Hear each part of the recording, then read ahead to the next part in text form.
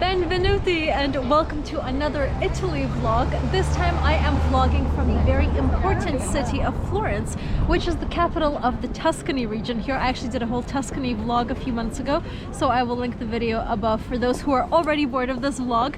But I think that Florence is an incredible city, not only because it is the capital of the Tuscany region, but also because it has history that dates back to the Roman times. It was super important during the Renaissance times, where it flourished with arts of really famous painters like Da Vinci, Botticelli, Brunelleschi. Michelangelo also did a lot of his famous works during that time. It was a place that was ruled by the very powerful Medici family for over 300 years, and it was also the capital of the Republic of Italy for 5 years, somewhere in the 19th century. So all of that combined has created a city that attracts a lot of tourists every single year. And the first thing that I'm going to show you is right over here. This is the Ponte Vecchio, one of the most iconic things that you can possibly see in Florence. I'm going to get a little bit closer now. I'm going to take you guys on a tour of the most famous historical landmarks. I'm obviously going to share some food with you because, as you know, I love to eat, and I'll give you a hotel tour and a few surprises along the way as usual. So, who's ready to see Florence?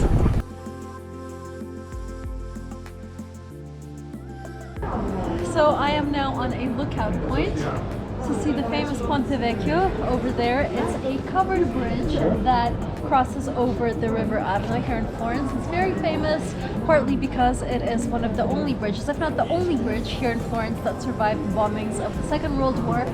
Apparently Hitler said it was too beautiful to bomb. Not sure if that was the case or not. Either way, if we will go through it now, you'll see that there's a lot of shops lining it. Back in the day, there were a lot of meat suppliers and butchers lining the bridge. Today, that's not so much the case. It's obviously more places that are suitable for tourism. It's really interesting to see how all of these old structures still remain in place, and it's also one of the really popular things that you will see if you ever do a river cruise here in Florence. Out of all the places in Florence, this is one that will always be crowded, no matter on time of year, time of day. It is pretty sure that you will find lots of people here during the day. It is also quite nice to feel the busyness of it, to see how many people come here to appreciate this particular bridge. My cameraman has just said, or you could come on February 31st. I hear it's always quiet, so another option for you.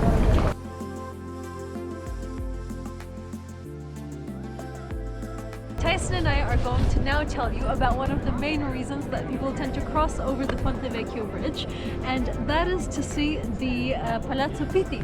The Palazzo Pitti is famous because it used to be the residence for the entire Medici family.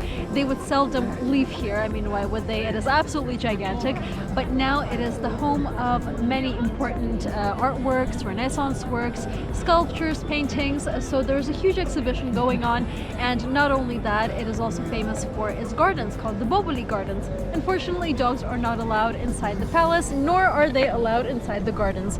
Tyson is most upset because he loves exploring cultural and historical landmarks with me. But this is all for today. I'm afraid I'm gonna have to show it to you from the outside, and you guys will just have to come to Florence to see what lays ahead.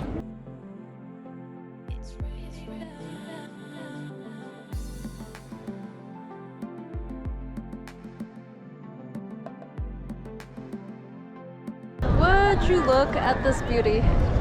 Look! I am now on the main square of Florence, which over time has developed this very unique W shape, and it used to be the center of Florence even during the Roman times, when this whole city was called Florentia, which literally means flowering. So very suitable for what happened later on in history, obviously, with all of the artists, the painters, the sculptors that started their journey here. And look at that! It is so gorgeous. On the other side, I'm going to get closer to some of the sculptures that you can see exhibited. But in general, this place normally gets crowded at around midday, which is the time right now, roughly. So I recommend coming earlier in the day. I was just being lazy, and I slept up until about 9, which is way too late if you want to start your day without any crowds here in Florence. But take a look at these works of art. They're absolutely magnificent.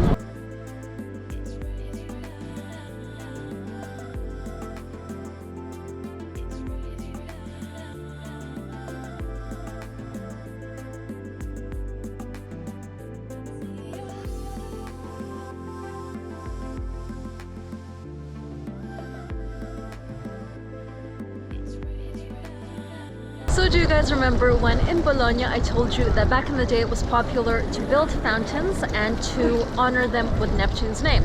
So you guessed it right, this one is also called the Fountain of Neptune, and it is built right in front of the Palazzo Vecchio, which is the town hall here in Florence, which has a tower that stands up to 94 meters in height. Now, this fountain right here was commissioned in the 16th century by somebody called Cosimo I, who was part of the Medici family, but he was the one who commissioned this to celebrate a wedding, and it is one of the most detailed, most grand fountains I've seen in Florence so far, and there are many, so that is a big statement to make.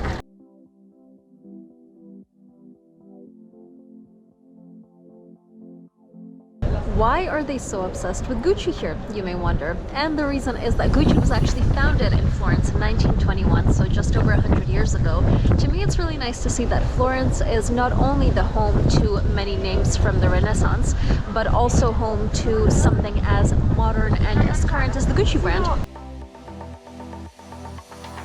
In general, I'm finding these kind of markets are really popular in Italy, so even when I used to live in south of France as a teenager, we would often go to Ventimiglia, which is Italy, about a 20-minute drive away, and there would be something very similar to this, and it's always just fun to, you know, bargain with them and haggle and try to get things for a really good price. But where I'm going right now is called the Mercato Centrale. The Mercato Centrale was only open recently, but it has iron cast structures dating back to 1874. The really cool thing about it is that the architect and designer for this market is the same one that designed the Galleria Vittorio Emanuele II, which I visited in Milan, so you can see that in the vlog that I'll link above now.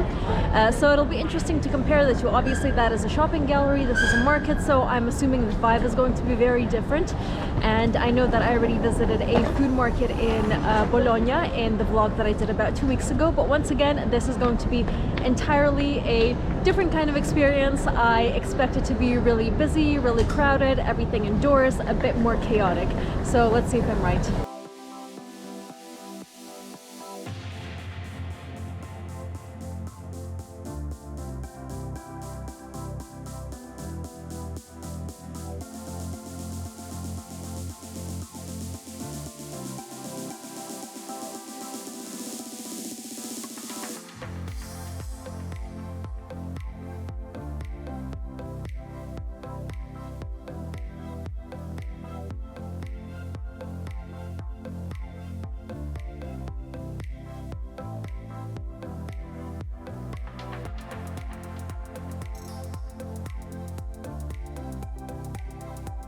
Well, it is definitely safe to say that that market was a lot busier than the one in Bologna. There's a lot more stalls, a lot more indication of what the local produce is like, what's popular here, what they like, what they don't like. That was really nice to see how busy it was even at this time of year. So I really enjoyed that experience, even though I didn't buy anything because I'm already full from breakfast.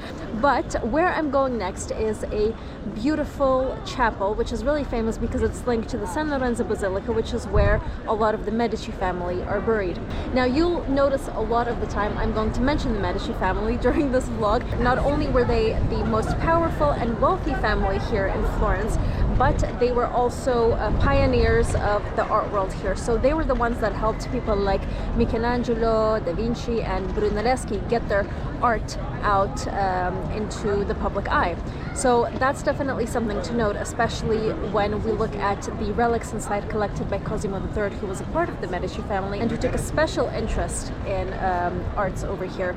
And the other thing we'll be looking at is actually some of Michelangelo's works. So first I'm going to show you the chapel, which is, I think, going to be a work of art in its own, and somewhere where I'll probably just walk around with my jaw dropped to the ground. And then I'll show you guys the Michelangelo stuff, followed by the relics collected by Cosimo III.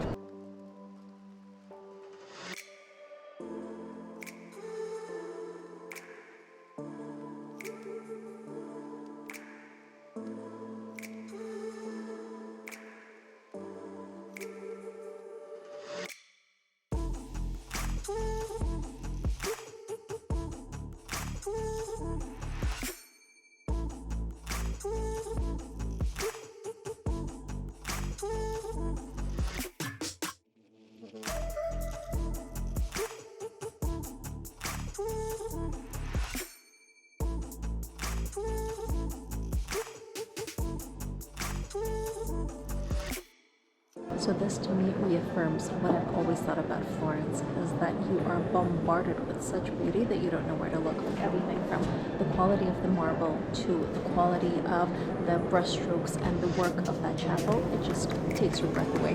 And you find yourself just being so speechless that it's actually quite a strange feeling, because you realize that it's not only this place, all of Florence is like this. So I can't wait to show you guys more.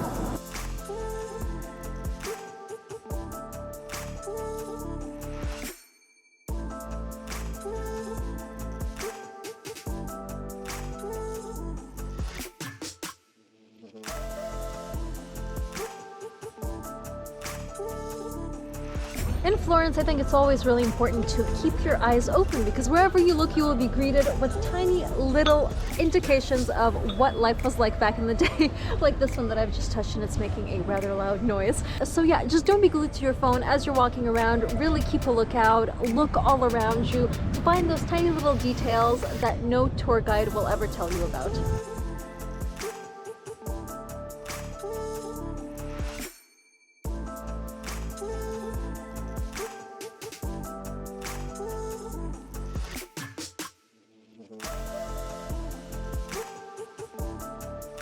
Oh my gosh, that was crazy. So many people just queuing for food.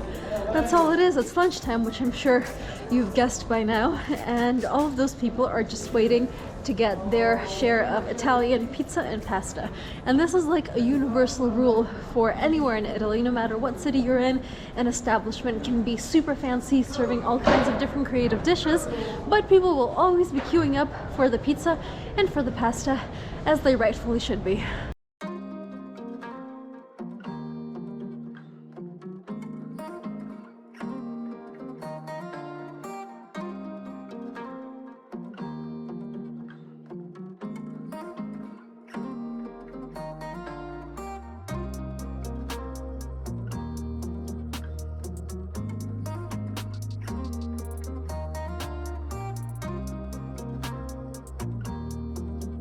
Behind me we can see the Florence Cathedral, so a nice little double chin video for you guys where you can see it in its full glory. There is this incredibly long queue of people to get inside. Now the construction of this cathedral started in the 13th century but only finished in the 15th century, with Brunelleschi obviously completing it with his famous artwork.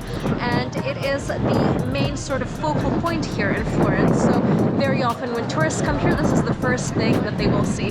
And because of that, I recommend you guys buy a ticket in advance. They do sell tickets online, so if you ever do come here and this is one of the things that you would want to visit, please visit their website first to avoid waiting for hours and hours on end. For me, the most fascinating thing is, well, obviously the Brunelleschi dome inside, but the exterior, the detailing, which you can find on this cathedral, is just out of this world. Everything from the stone carvings to the selection of marble to the colors they use. I mean, I haven't really seen like green and pink used together a lot in cathedrals when I travel around Italy, so that's something that I've personally noticed and something that I'll show you guys with a little bit more detail now.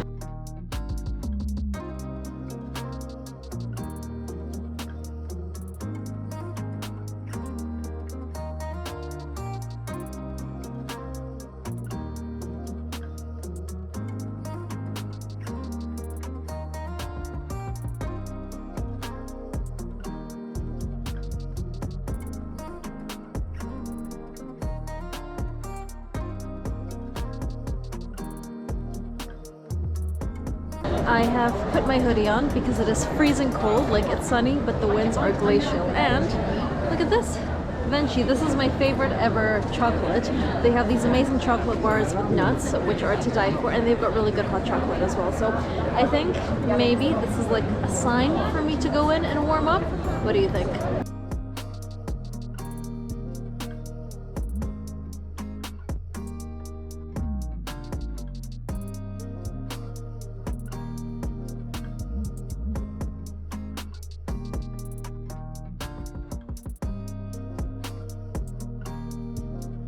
Well, if you want a fun fact, the Pope was supposed to visit tomorrow, which is why the Basilica of Santa Croce, right behind me, is actually closed, and unfortunately I can't visit it. But what fascinates me about this particular basilica is not only the fact that it is one of the last Franciscan basilicas in all of Italy, but more so that Galileo and Michelangelo are buried inside there.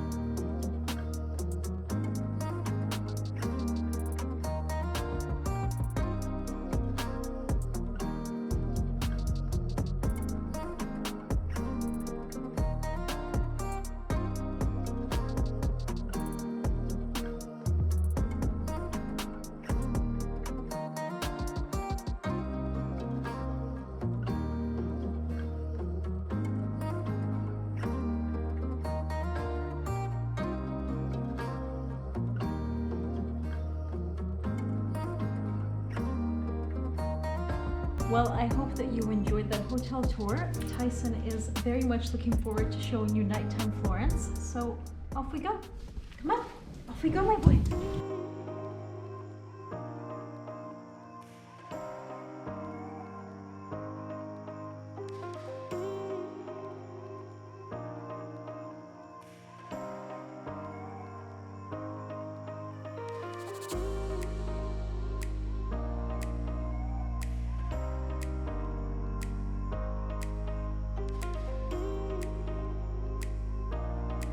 Well, good morning. Tyson and I are just doing our last walk here in Florence around the hotel, around the San Lorenzo Basilica again. And I realized that I never actually told you guys about the first time that I was here in Florence when I was 17 years old. So I was about to graduate school at the time, and my mom thought it would be a good idea for me to see some art universities because I was very much into art and design. So we came here to Florence because there was a really famous art school, and we had a look at it. I didn't really like it because I couldn't see myself living in Florence, and also because they focused on fine art more than on design, which is what my focus was at the time. But the funny thing about that story is that we were both sitting in a cafe right next to the Roberto Cavalli store one day, and my mom goes, "Oh my god, Chris, look, that's Roberto Cavalli inside Roberto Cavalli." In case you guys don't know, Roberto Cavalli is like a huge designer who designs all like leopard print and snake print and basically anything that Jennifer Lopez would wear in the early 2000s. That's Roberto Cavalli. So I see him in his own store, and my mom was like, "Well, go up to him. You're interested in design. You want to be a fashion designer. Go up to Roberto Cavalli and tell him that you like his stuff." So I was like, okay, because, you know, at 17, you don't really think twice. So I came up to him and I was like, "Hi, I really like your designs." And he's like, "Well, thank you so much. Here's a bracelet for you." And so he gave me this bracelet with 2 giraffes, which he just picked out from a shelf in his shop, which I still have, by the way. And then he goes, "You know what? You seem really young, and your mom seems like she's really young as well. Do you guys want to come over to my villa here in Florence and help me set up a Facebook account?" And I was like, okay. So my mom, Roberto Cavalli, and I get into his car and go to his villa in Florence. We get a villa tour. He had like this little studio outside of his villa where he had a disco ball. All the walls were covered in like tiger print and leopard print. He had a studio there. It was a really sort of weird place, but weird in the best possible way. As if like a zebra, a tiger, a disco from the 80s, and a really high-end fashion designer just threw up all over this place. So there we are, and I set up a Facebook account for him, and then we just had coffee, and my mom and I went home. And Roberta actually wrote to me a few times after that, thinking that I was much older than 17 probably, so I got freaked out and stopped replying. But I swear to you, this is a true story, and this is something that I remember very vividly about my first time here in Florence. Don't even remember the university, I just remember that. Anyway, I have come to admire the San Lorenzo Basilica before I leave for the last time, and it's a shame that I didn't get to stay in Florence for longer because there's just so much to see. Like, I would have loved to visit the Pitti Palace, the Boboli Gardens, the Uffizi galleries with all of the amazing artworks that it has on display. I would have loved to visit the inside of the Duomo again. So as you can see, Florence is one of those places that you can spend weeks and weeks here and never get bored. And there are the church bells ringing very loudly behind me because I believe it is exactly 10 a.m. Anyway, I hope that you liked this vlog. I hope that you like, comment, and subscribe to my channel. Keep smiling, and I'll see you next time.